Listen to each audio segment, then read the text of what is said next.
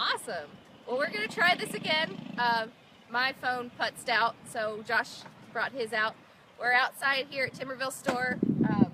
Again, you'll hear some traffic and maybe some other noises here in the background, but we're here to talk about some of our rental equipment. And Ivy, you want to come here? No. Nope, never mind. I brought some kids today, but they don't want to be in the shot.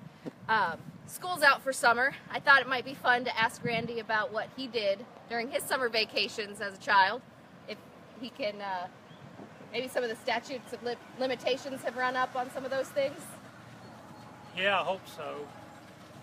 One of the things I remember doing in the summertime, we liked for entertainment back in the country, so we would take a spool of thread and tie it to a June bug leg and fly him around in the backyard, which is probably not appropriate today. You don't have to tell anybody you did it.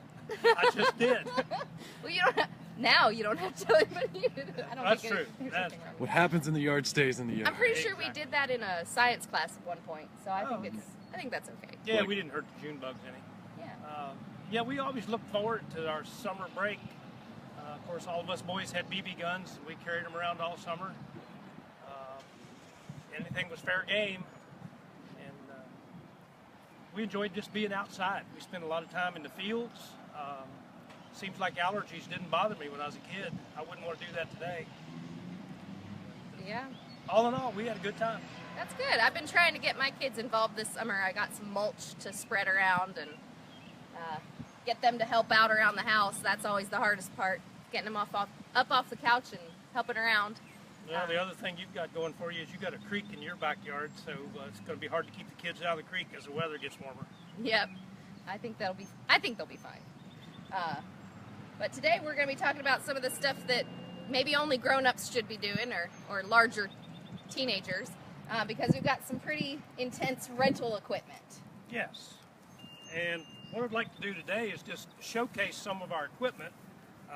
The next segment of Facebook Live, we're actually going to be out in the field and we're going to be demoing some of this equipment so you can see how it works. This is one of our newest pieces of equipment. It's a self-propelled bed scaper, or as the manufacturer calls it, a bed shaper. Now this machine, like I said, it is self-propelled. It does take a little bit of getting used to, but recently we've had a number of our employees used it. They're getting a better handle on how it works. They can share that with customers that are using it. It works best for a bed that's already been done. It goes in and kind of redefines the bed. 2 speeds, 1 transport mode, and 1 for actually doing the edging. This machine is fairly fast. It'll do a bed in pretty short order once you learn how to use it. So bear in mind, if the weather cooperates, on our next Facebook Live, we will demo this machine so you can see how it works. That means demonstrate, not demolition.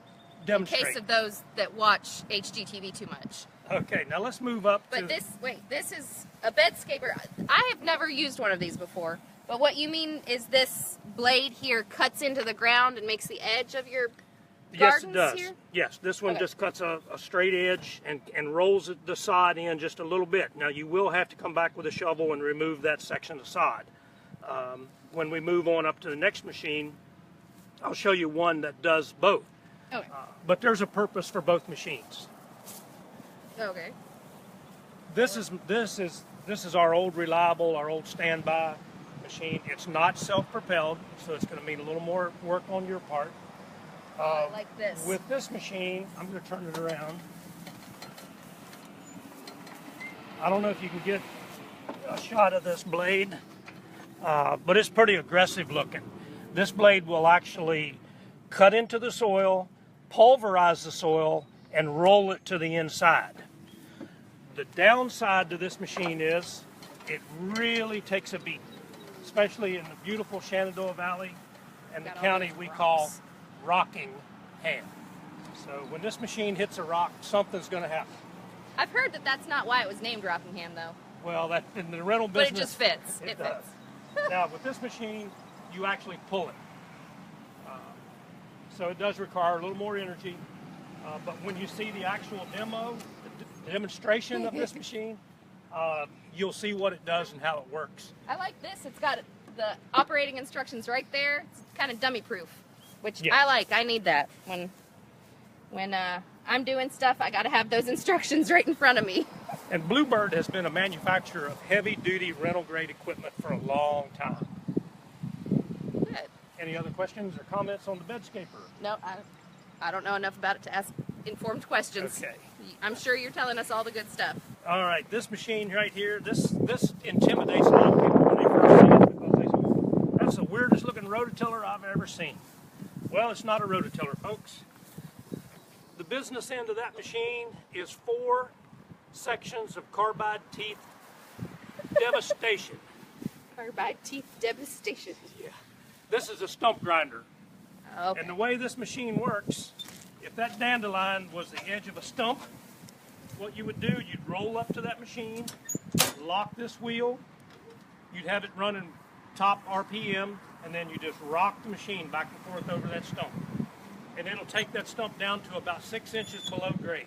So this part right here is what does the grinding. It's Yes. not under here anymore. No, it's all out in the front. With this machine, you want to wear gloves, you want to wear ear protection, and you want to wear goggles. I don't know if And- you heard that. We got a lot of traffic going. There again, if you're using this machine, you want to wear, closed-toed shoes, a pair of gloves, and safety glasses or goggles.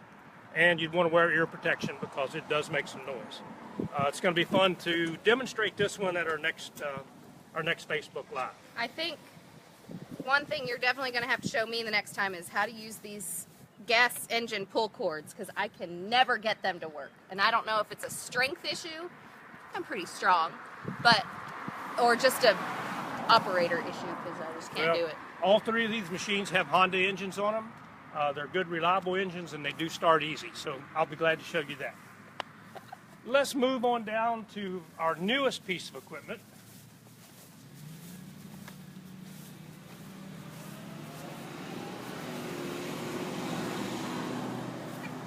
I'll move around to the front, but this is our newest piece of equipment.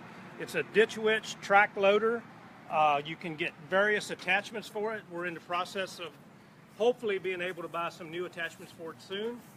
It has a bucket on it right now. It's been rented several times. Everybody that's used it was really impressed with the quality of the machine. When we do the next Facebook Live, we will demo it. I will go over the specifications of this machine, what it'll lift, and how it works. We're gonna have a lot to play with next time. We have been very impressed with this machine. As a matter of fact, I'm going to go ahead and start it up and back up. We're going to feature it in the parade tonight. For those of you that don't know it, this is the Timberville Volunteer Firemen's Lawn Party and Parade. The parade starts tonight, I think, about 6:30, something like that. They're going to line up right here, go to the other end of Timberville to the carnival grounds. So without making this too long, I'm going to fire this machine up and head for the trailer over here. How you gonna get there?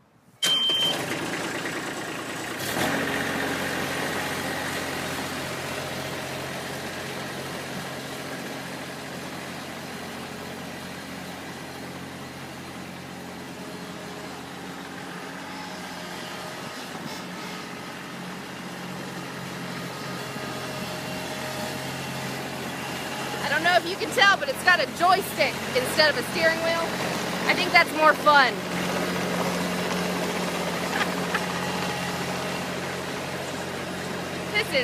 This is Dad's favorite part.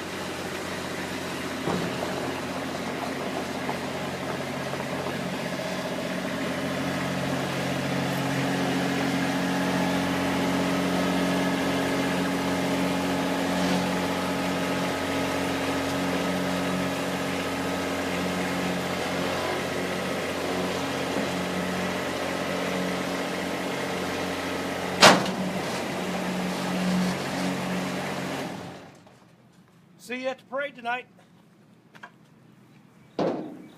That's fine. We'll see you tonight. We'll be driving around through Timberville. I just wanted to remind everyone of our next upcoming crafter hours. I was a little bit scatterbrained this morning. I forgot to bring the actual craft that we're doing, but we're going to be making a palette-inspired flag It's not going to be made out of pallet wood because that stuff's nasty. And I didn't want to limit who could come by who could bring home a pallet in their vehicle. So we're making a small pallet-inspired flag. It's only $20 to come. We're doing it on June 22nd at 7 p.m. That way you'll have it just in time for the 4th of July. So we hope to see you for Crafter Hours. We hope to see you at the parade. We hope to see you in the store and whenever you come, both here and in Bridgewater. And we'll see you next time on Facebook Live.